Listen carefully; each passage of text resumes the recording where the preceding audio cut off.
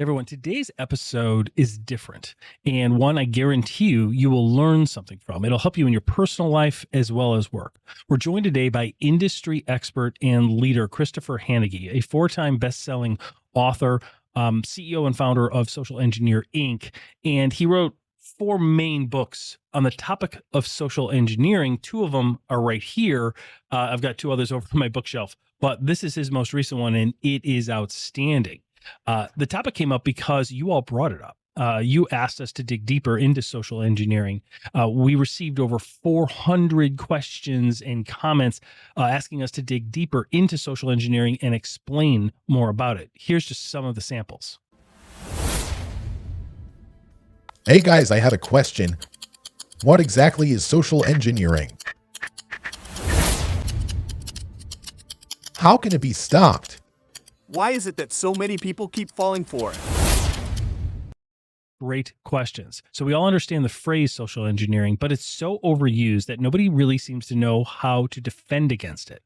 Today, we address the science behind social engineering and why people keep falling for it. More importantly, we address how you can protect yourself, your family, and your organization against the number one tactic used by cyber criminals today. This is the story of how to defend against social engineering. Come join us as we dive deeper behind the scenes of security and cybercrime today, interviewing top technology leaders from around the world and sharing true cybercrime stories to raise awareness. From the creators of Vigilance, the newest global technology newsletter translating cyber news into business language we all understand. So please help us keep this going by subscribing for free to our YouTube channel and downloading our podcast episodes on Apple and Spotify so we can continue to bring you more of what matters. This is Cybercrime Junkies, and now the show.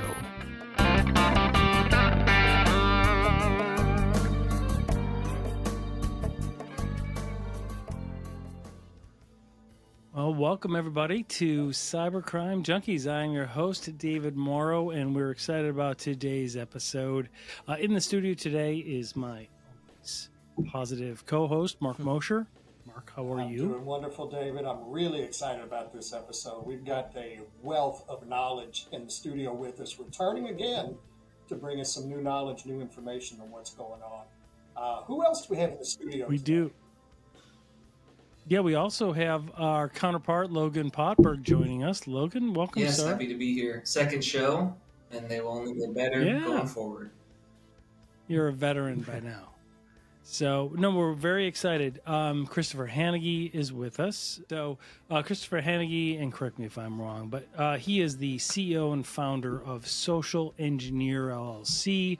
He's also one of the founders of Innocent Lives and is a four-time best-selling author. The most recent book that he has is Human Hacking, which was an outstanding book. I'd say it was your best one. Have to tell you. No offense to the other three. I'll take I don't it. want to meet them in a dark alley and have them beat me up, but I'm telling you that that's the best one. It really is. It was very practical, and we'll get into some of those topics. But yeah, just to start off, Chris, walk people through kind of your current role and some of your experience. So as you mentioned, I'm the CEO of both Social Engineer LLC, which is a company that manages social engineering services for larger organizations. So what that means is if people want to find out if their employees could defend and report against phishing, vishing, smishing attacks, red team attacks, social engineering attacks, we perform them. We perform them in a safe environment so that way your people aren't hurt, things aren't embarrassing, things aren't used. And then when we find failure, instead of getting rid of people, we educate them, we strengthen them, we help them be able to defend against those attacks more and more. We also have a series of training classes that we do, anything from getting people into a career in social engineering to enhancing their skills that they already have on red teams or other types of physical social engineering type of things like that. And then I also am the CEO over at Innocent Lives Foundation. That's a nonprofit that I started about 6.5 years ago. Our mission is to help law enforcement geolocate people who traffic children and create child abuse material. We're a non-vigilante group, which means we don't do the things you see out like Facebook guys making believe they're 13-year-old girls and getting some guy in a McDonald's parking lot. We've heard from many law enforcement agents that those things generally never work, and they end up losing cases. So our mission is to literally use our skills in OSINT and internet digging to locate people, to then find out who they are in the real world and hand that off to law enforcement so they can be apprehended. So that's Excellent. That's two of my jobs, you know. Yeah, and then you also do a side thing like write once in a while. Yeah, I've written. Right? Like you said, it's okay. You said 4. It's 5 books, but I like to forget the first one, so that's perfectly fine. What was? No, Well, walk us through. Can you just tell us? We'll have links to all Sure. of them in the show notes. But walk us through the, just don't buy the first one. chronological order. Don't buy please. the Yeah, first okay, one. we'll skip But the it's first one. so Okay, We'll start. don't buy the first first one. We Number 2 won't. is The number link 1, in our right? show notes will be broken. That's it. Just the It'll broken be like link that Star goes Wars. to the You new have to one. read backwards. Yeah. Yes, exactly. No, It's like Star You'll Wars. understand. It's just like It's Star Wars. so my first book. The way it came about is kind of like an interesting story, right? I was an exploit writer and a network pen tester, and I stunk at exploit writing. You know, I'm not good with code. My brain doesn't work that way. It works better with people. So when we would get a pen test, I would always say, hey, can I send an email, or can I make a phone call, or can I walk up to security guards? And at that time, nobody was doing social engineering, right? So it was literally the boss would be like, well, you know, why do you want to do that? Like, we're going to write this exploit. I'm like, I don't know. I just want to try. And I'd get authorization and try, and it would work. And then inherently, the company owner would come back and say, so, okay, that worked. What do we do? And I went, I don't know, you know? And one company owner, and this is what changed my life, he said to me, you know, if I went to a mechanic and I said to the mechanic, hey, I got this bad noise here. And the mechanic listened to the car and said, oh, yeah, that's your brakes, right? That's your brakes. And, great, can you fix it? Nope, I don't know how to fix it. Because I would never go back to that mechanic again. And I'm like, Right. that's a really good analogy. Yeah. And I said, I'm a guy who can break into buildings and I can't tell you how to fix it. So why would you ever pay me? So I went and started reading like all these books you see behind me about psychology, influence, persuasion, everything I can get my hands on, nonverbals. And I wrote a framework that still lives on social-engineer.org. And I put the framework out there. And within 2 months, Kevin Mitnick's publisher called me, and she asked me to write a book. And I was like, nah, I'm not an author. I'm just like a hacker. I don't really do this stuff. And she's like, no, you got to. And Kevin Mitnick, for if anybody is listening to our podcast that doesn't know him, he recently passed away tragically, but he was the most famous hacker. Yeah. Like he was hacking back in the day when they would be freaking and using landlines and payphones and getting on the subways and things, and just you know, transcending those systems to leverage them. Then he turned into a good guy, right? So after I got out of prison, Yeah, absolutely. right, he came in to be a good guy, and that he's amazing, and like you said, he passed away. But his publisher called me and asked me to write that book. So eventually, I got convinced to do it. I did it. That's great. And you know, like even though I make fun and I say no, like Well, you were hesitant in the I was. beginning, weren't you, to even write? I was very hesitant. I wasn't an author. I didn't think anybody would care about anything I had to say. You know, I was a nobody. You know, I didn't really have anything special. I didn't grow up like Kevin. I wasn't, you know, hacking systems illegally and stuff like that. So I'm like, why would anyone want to read a book that I wrote? But, you know, that book sold over 100,000 copies, which is crazy when you think about that for an IT book. And it still sells. But the reason I say don't buy it is because, you know, 4 years later, or not even 10 years later, I wrote Social Engineering, the Science of Human Hacking, and I updated it. Right. So I said, like, don't go back, because that book is like now, that came out in 2010. So it's right. 13 years so many old. things have changed. Yeah, so many right. things. So many things have changed. Yeah. You know, so that's why I make a joke about that. You know, it's there, and plus it was my first book, so it was not the best written. You know, I was still learning how to write and how to be an author. And then my second book is Unmasking the Social Engineer, and that was kind of a passion project for me. One of the things that I fell in love with in my learning was nonverbal body language and facial expressions, and the grandfather of all of that was Dr. Paul Ekman. And I had a great privilege of getting to meet him and become his friend, and he became my mentor. And after working with him for a little bit, I came up with this idea of writing a book on how scammers and con men and social engineers can use facial expressions and body language to influence other people. And I presented it to him, and I said, I'm not a scientist, I don't have a degree, So how would you feel Right. about authoring a book with me, since you're the brains behind this whole industry? And amazingly enough, he agreed. So my second book was co-authored with Dr. Ekman, which I'm just, like I said, that book, it doesn't have as many sales, but I'm proud of that book, because it was like a passion project, and I just wanted that. And then my third book was Fishing Dark Waters, and that is an Right. interesting story, because I have a patent on a fishing process that another company was trying to steal. And I said, you know what? Screw it. I'm going to write a book and put the patent out there. And you can't steal it. I'm giving it away. Right. So I wrote that book, and it was basically my whole patent outlined, the exact process I have for Wow. fishing. And I just put the book out there, and that's been helping a lot of companies with their phishing program. It was a unique and new way to approach phishing when everyone was buying into SaaSes and just doing the templates like click here. Right. I was approaching it from a very psychological way and doing fish. Then my fourth book was the rewrite of the first one, so Social Engineering, the Science of Human Hacking.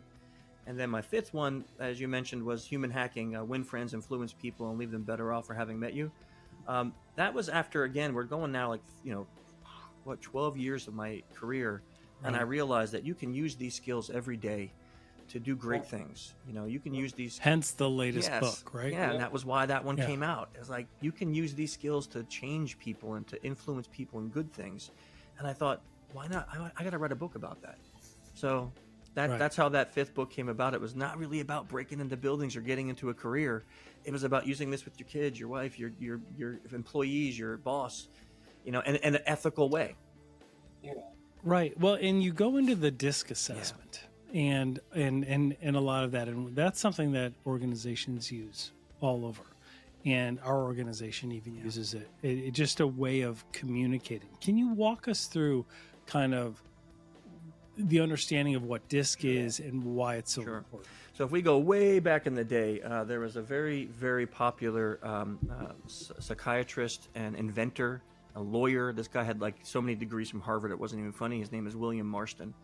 William Marston, he's the guy who created the polygraph, and he was doing that during a university degree he was getting, where he found out that people's blood pressure fluctuate when they lie. So he was the creator of the polygraph. Funnily enough, another fun fact about him, he's also the creator of Wonder Woman, if anyone doesn't know that. But he was the creator of Wonder Woman, and just I think about 8 or 9 years ago got inducted into the Comic Book Hall of Fame for creating Wonder Woman. Yeah, he was a big feminist back in the day, and people hated Wonder Woman because when he created her, and I think it was the late 30s, so that she was basically wearing no clothes. So for women in that time, so they kind of rioted the comic scene. But anyhow, back to DISC. In one of his books, talking about the emotions of psychology of emotions, he defined a communication profiling tool, and that's where DISC came from. So what it really is, it's not, and to not get it confused, it is not a personality tool. And correct, it's not like Myers-Briggs, right? Like a lot of people are like, oh, you're an extrovert, introvert, feeling versus insight and all that. That's more about your personality and how you interact in the world. DISC is different, right? Yeah, it is. DISC is a method for understanding how somebody communicates and communicating with them. Yeah, so that's actually a good way of putting it. So DISC is about how you like to be communicated with, right? So how then, and if you can read that on someone else, right? So if I can read that you're a very direct communicator, and I communicate with you that way, we're more likely to build rapport fast. And I'm more likely to be able to influence you to do something that I would want you to do if I communicate with you in the way I want you to communicate with.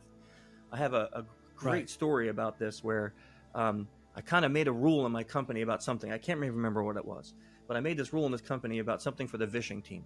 And everybody disagreed, but nobody spoke up, right? But nobody said anything, but they all hated it. Well, and knowing you, right? You point out in your book, you're very direct, right? Yeah. And so you're like, no. You can't have an opinion and not tell me about it and expect change, right? Like, if you need to just be blunt, be upfront with me, and be direct, and that's how I communicate, right? Yeah. And that's exactly what the team lead did. Patrick, he says, "Hey, I need to talk to you." He pulled me into a room. And he says, look, and Patrick's the opposite. He's an S, so he's a team player. He's very soft. He doesn't speak directly. He's indirect. But he pulled me in and he says, listen, this is really uncomfortable for me, but I'm going to tell you this decision you made is wrong, and we all disagree. And I went, oh, okay, tell me why. And he went, what? Yeah. Tell you why? And I'm like, yeah, tell me why you disagree. And he told me, I'm like, oh, actually, you're right. I'm wrong. He goes, okay, let's change it back. Yeah, exactly. And he went, wait, Right. you're not mad? I'm like, why would I be mad? And he was like sitting there Right. dumbfounded. He's like, so this stuff works. And I'm like, of course it works. And I'm like, oh, is that what you were doing? I'm like, oh yeah, you were really direct. Yeah. That's not like you at all. Yeah. You know? And he's like, wow, I was Yeah. really nervous. When he stepped out of his comfort Yeah. zone to communicate Yeah. with you the way you need to be Yeah. communicated with, and it worked. Yep. That's phenomenal. You know, you in a lot of your work and some of the people that you've introduced us to, you talk a lot about the science behind social engineering, and you've delved deeper than anybody that I know into this. And you have a lot of experts on your team. But what can you tell us about this? Like when there's phishing emails that come, they're trying to trigger that amygdala hijack, right? Where the cortisol levels rush and you get that kind of fight or flight modes, because then you can't process intellectually necessarily until a time goes by. What can you share with us about what the latest science is showing about some of the efforts of social engineering? So, I mean, we have a couple things against us right now in society, right? Our stress levels are higher than ever. Our anxiety levels are higher than ever. Social media creates anxiety in us.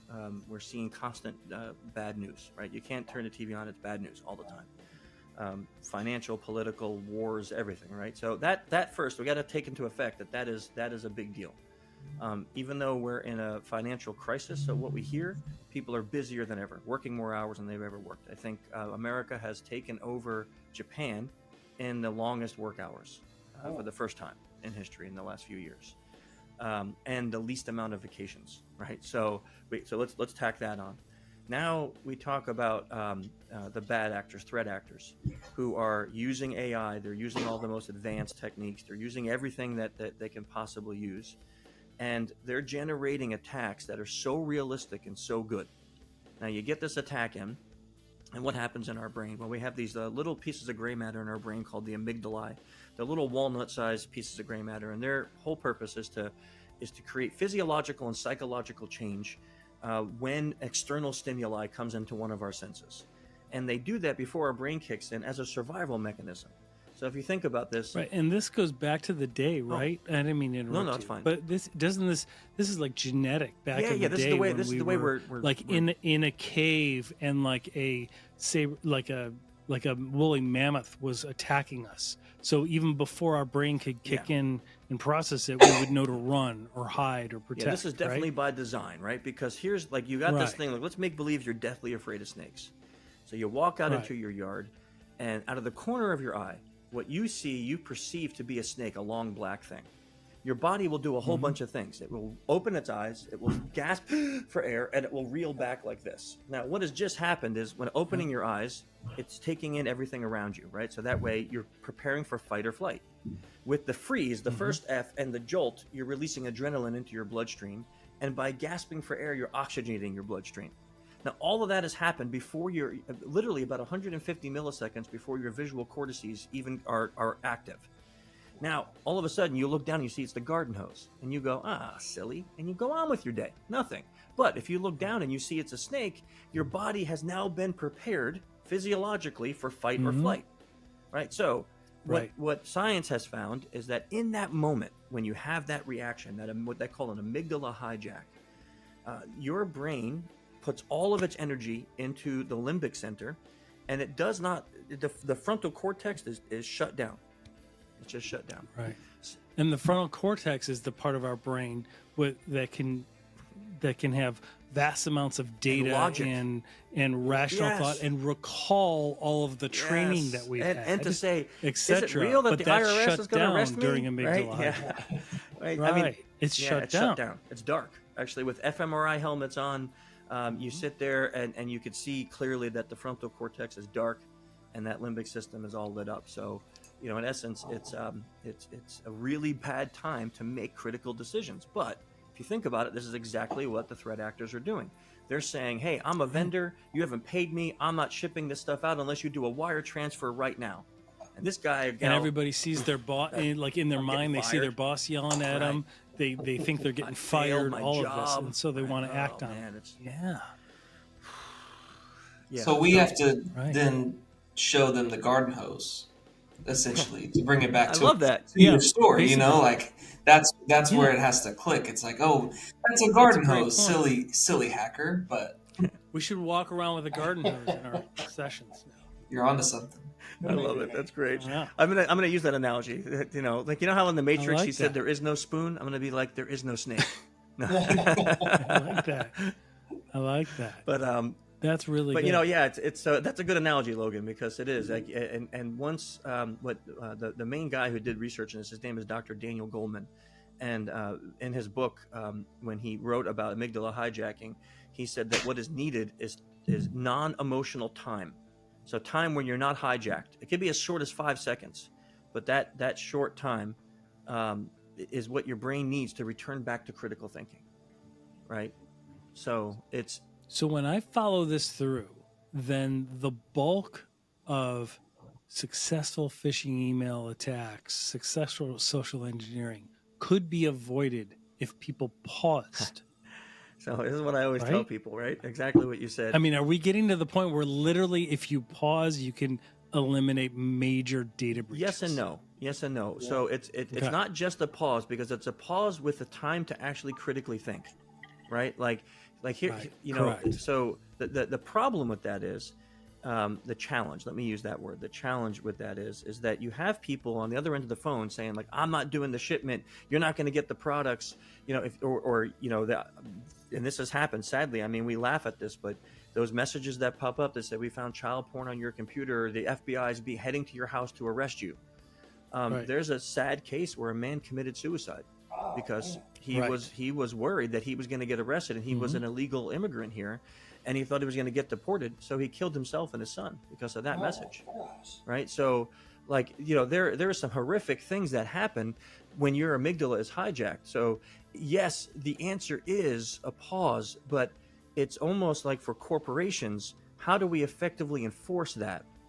Right? So, technology that effectively enforces that, you know, almost like, you know, maybe when you click that link, is there a delay? But now you try to say that, right? Oh man, you try to say there's a delay when you click the link, and now every link you click is going to be delayed. We're in a spot now. If I'm waiting more than 2 seconds for my page to load, I'm like, what the heck is going Right. on? I'm out of here getting a bad review. Yeah. You know, so yeah, we can't.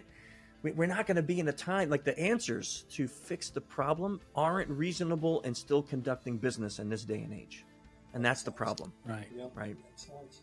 Well, it gets into the whole philosophical thing that cybersecurity, by definition, is inconvenient, Yeah, yeah, right? It has to be. And cybersecurity, when fully secure, right, really means we're not operating. Like we're just offline and we're just in person, right? It's so interesting.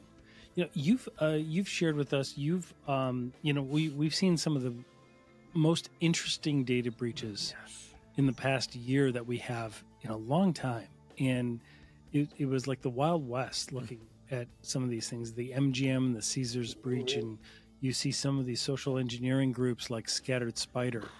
What insight, based on your experience, can you provide us? So I was literally just speaking some to of a government agent today about a case that we were working, and he said the increase in social engineering, 80% is what they're noticing. 80% of all of these breaches are involving massive elements of social engineering, and it's like I said, a society we're inundated with emotion, nonstop, and that level of constantly being hijacked is making us all susceptible.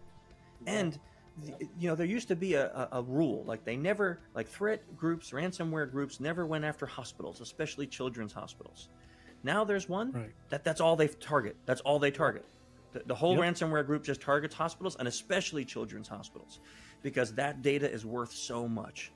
The amount of the lack of empathy and the lack of fellow feeling. Yeah, the sociopathology it's almost scary. that they It's demonstrate. scary, right? So we're seeing an increase in social engineering because of the brazen attitude, right?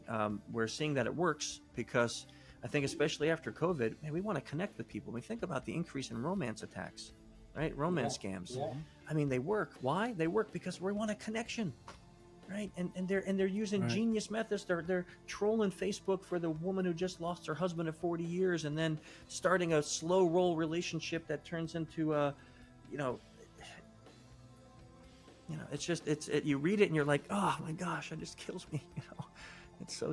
Well, they play the long game, right? They will continue that on, and then right at the last minute, they'll say, "Oh, I can't make it. Can you just wire me something, or can you do something?" Right? And that's Chris, let me ask you kind of this. that's kind of overall the increase in volume and in complexity, I guess, of social engineering that you're seeing.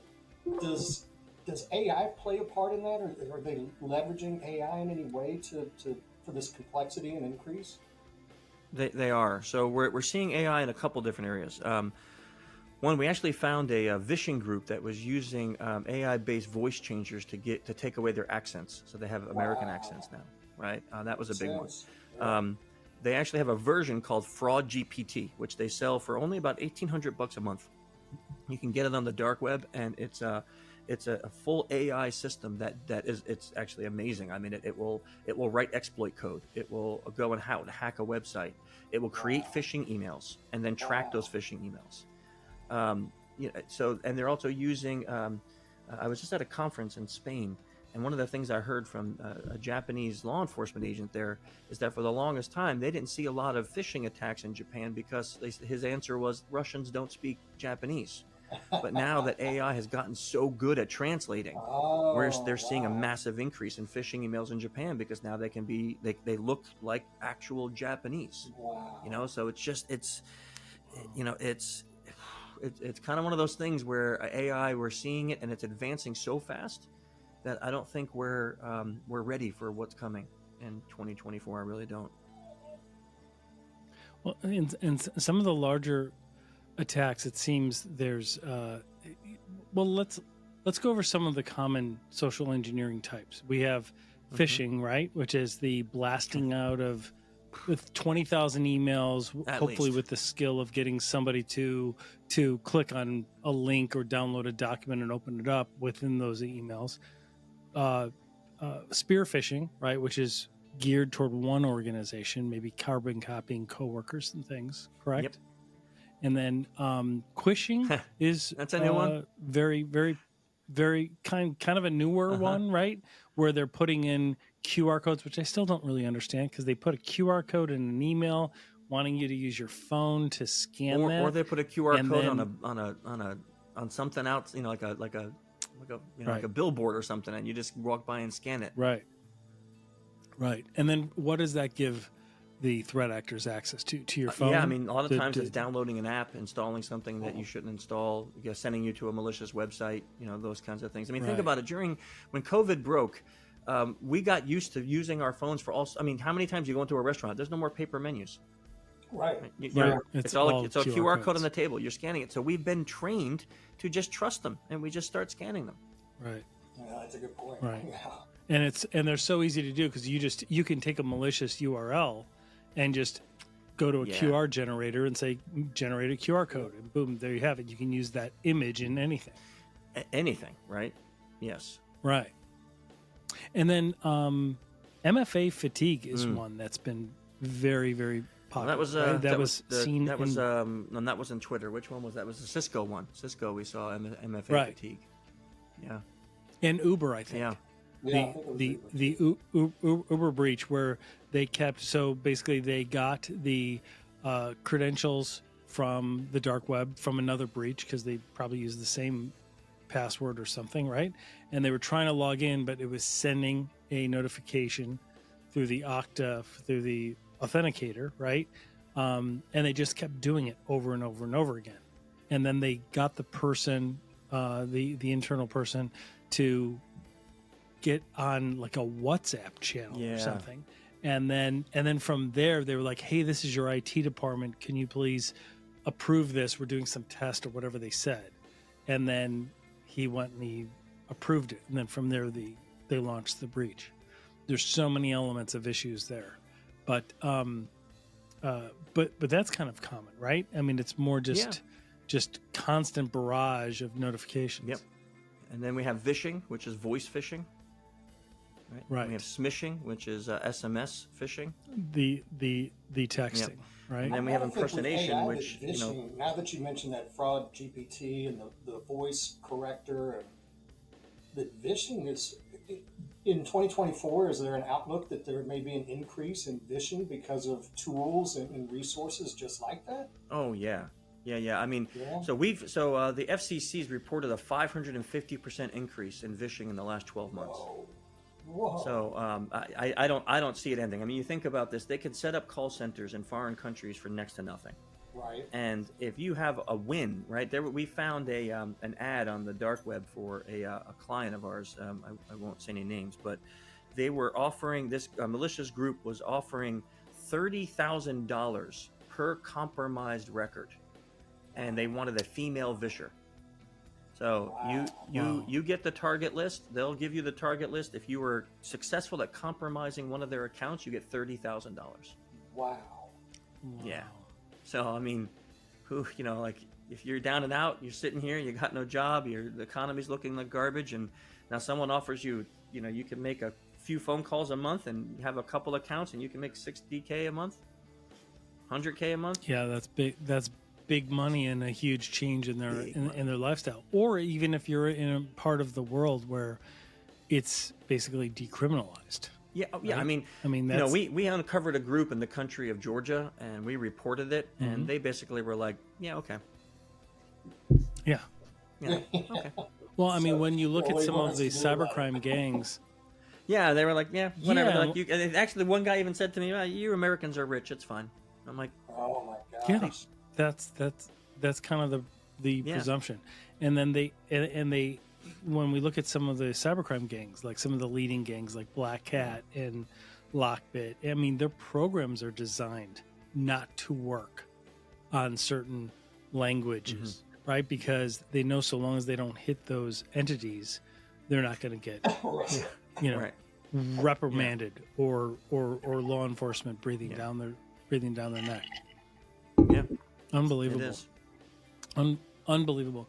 And the skill levels have gotten good. When we heard about the MGM Caesars breach, what was going around social media and in the cybersecurity industry was that 10 minutes they scanned LinkedIn to find out, and then they made a few phone calls and they got it. Yeah.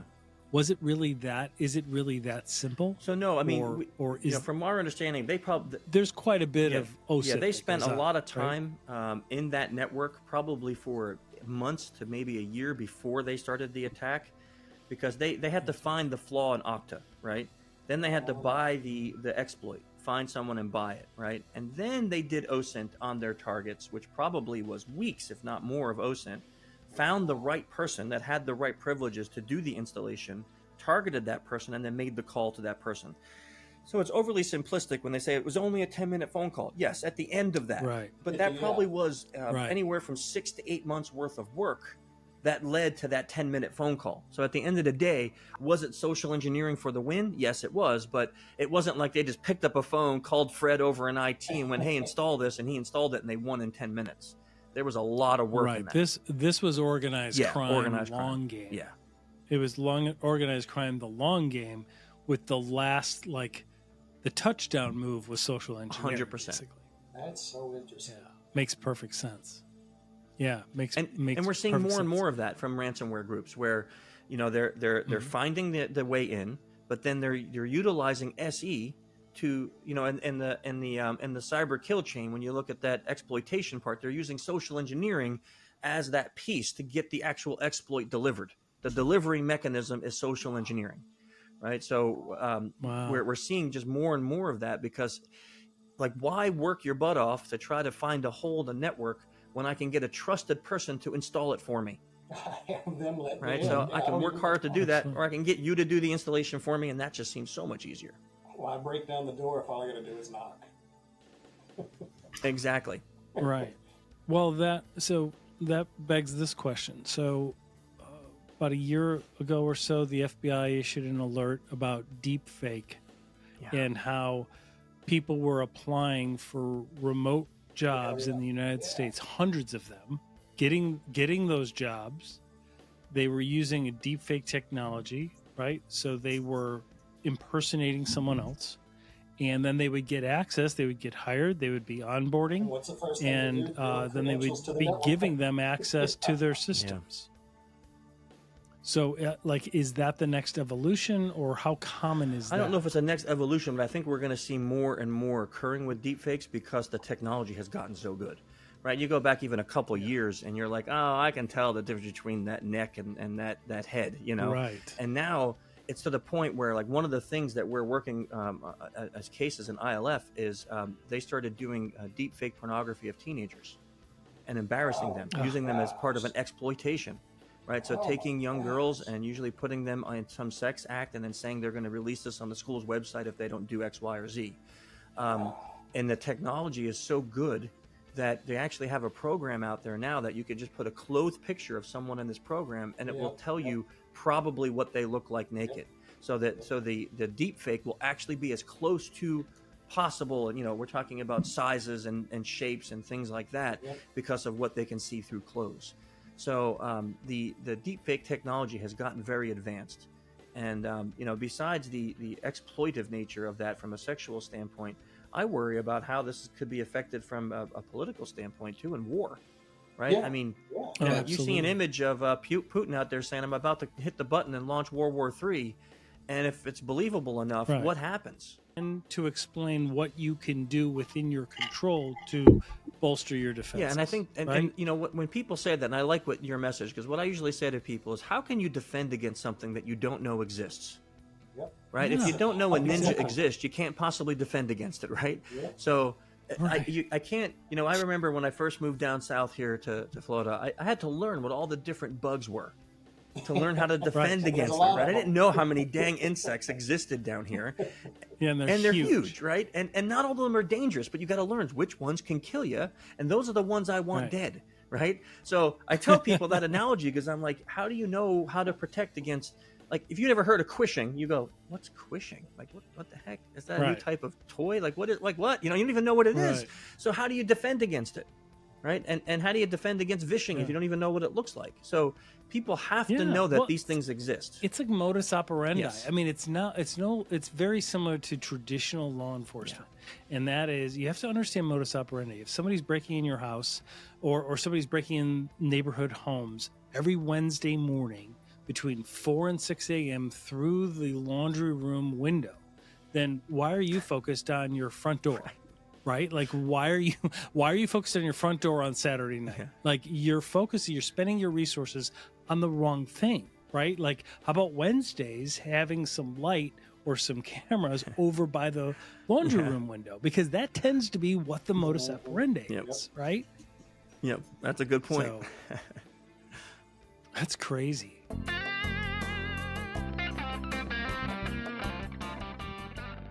Well, that wraps this up. Thanks for joining, everybody. Hope you got value out of digging deeper behind the scenes of security and cybercrime today. Please don't forget to help keep this going by subscribing free to our YouTube channel at Cybercrime Junkies Podcast, and download and enjoy all of our past episodes on Apple and Spotify podcasts so we can continue to bring you more of what matters. This is Cybercrime Junkies, and we thank you for joining us.